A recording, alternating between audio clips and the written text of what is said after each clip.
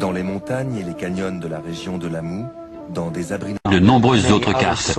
Il s'agit d'une copie de copie de copie. La plupart naturelle de la roche, protégée des rigueurs du temps, on trouve de nombreux groupes de sarcophages, différents par leur forme, leur finition et leur dimension.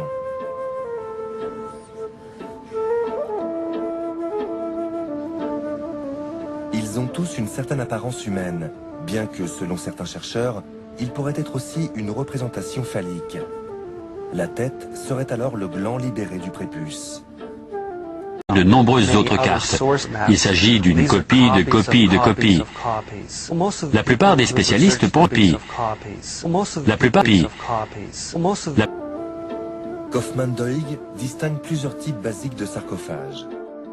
Les sarcophages royaux de grande dimension, comme ceux de Carrara, les sarcophages plus simples, avec la tête sur le ventre, puis ceux dont la tête est sur la poitrine, et enfin ceux en forme de bouclier, qui consistent en une simple paroi ornée d'une tête scellant une cavité.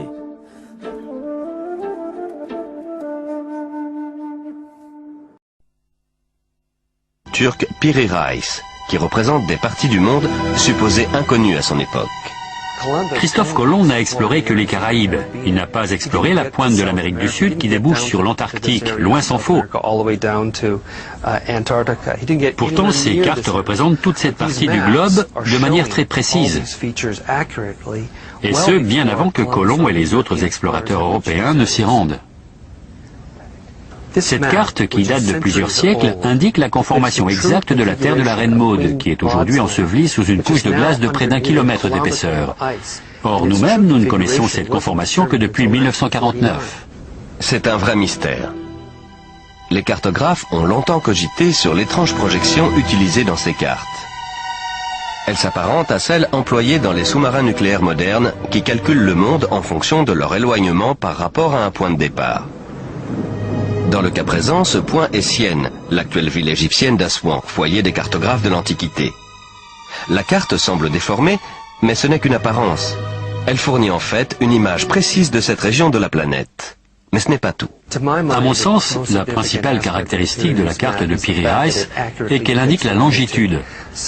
Les Européens n'ont pas su faire ça avant le XVIIIe siècle. Or, cette carte date du XVIe.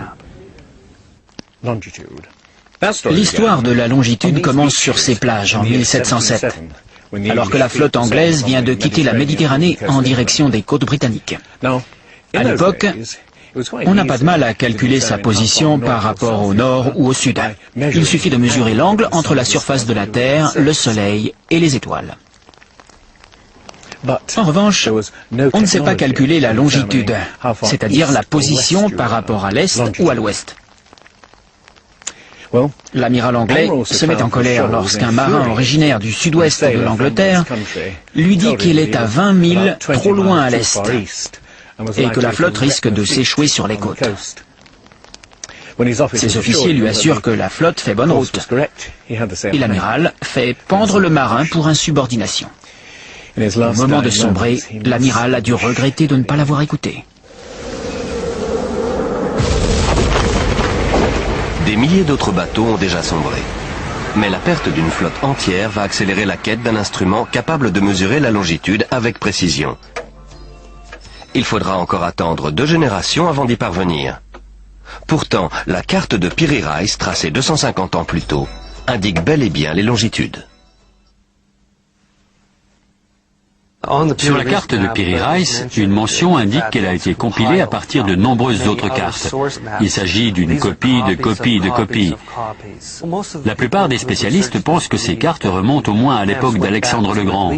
Mais en fait, elles sont beaucoup plus anciennes que ça.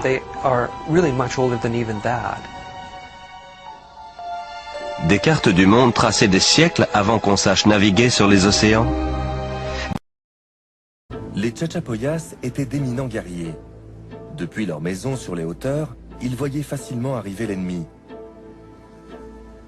Il est possible que les habitants de cette maison aient utilisé cet ancien moulin à foulon pour façonner leurs armes et les projectiles de leurs lance-pierres. Nous savons cela d'après les chroniqueurs espagnols, qui parlait toujours des Chachapoyas comme d'une ethnie violente qui pratiquait la chasse à la tête. Il y a sans doute eu de nombreux conflits entre les sous-groupes, mais il y a surtout eu une farouche opposition à l'arrivée des Incas.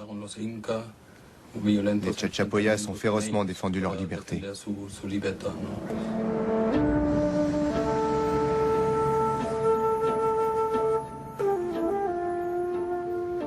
Dans les montagnes et les canyons de la région de l'Amou, dans des abris naturels de la roche, protégés des rigueurs du temps, on trouve de nombreux groupes de sarcophages, différents par leur forme, leur finition et leur dimension.